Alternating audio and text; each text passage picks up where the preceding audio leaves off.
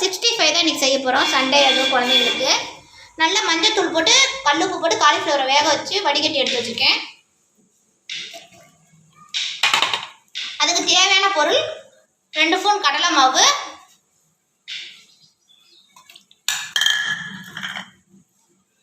50 gram bajji மாவு,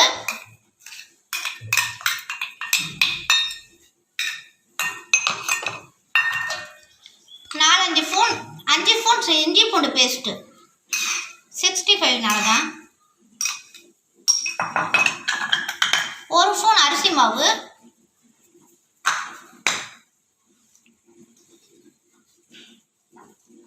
தேவைக்கேற்ற காரத்துக்கு ஏற்ற போது மிளகாத்தூள் 1 ஸ்பூன்,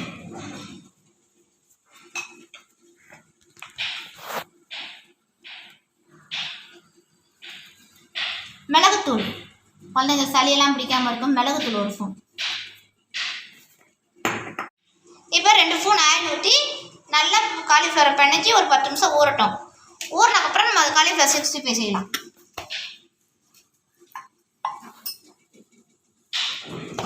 ஹாய் ஃப்ரெண்ட்ஸ், காலிஃப்ளவர் 65 தேங்காய் சட்னி. இந்த வீடியோ பிடிச்சிருந்தா லைக் பண்ணுங்கள், ஷேர் பண்ணுங்கள், கமெண்ட் பண்ணுங்கள். நல்லா போட்டுட்டோம் முட்டை போண்டா. இப்போ இன்னொரு முட்டை போண்டா போட்டிருக்கோம். நான் இன்றைக்கி உங்களுக்காக தான் 2 முட்டை தான் வேக வச்சு முட்டை போண்டா போட்டிருக்கேன். இங்கே பாருங்கள், பஜ்ஜி மாவு கரைச்சி வச்சுருக்கோம் பாருங்கள், கெட்டியாக கரைச்சிக்கணும். நான் முட்டையை கட் பண்ணுறதுக்கு மிளகுத்தூள். இப்போ பாருங்கள், முட்டை போண்டா பொரிச்சு எடுத்துட்டேன். இந்த வீடியோ பிடிச்சிருக்குங்களா உங்களுக்கு? ஃபஸ்ட் டைம் தான் நான் செய்கிறேன். எங்கள் வீட்டில் குழந்தைங்க அதிகம் சாப்பிட மாட்டாங்க.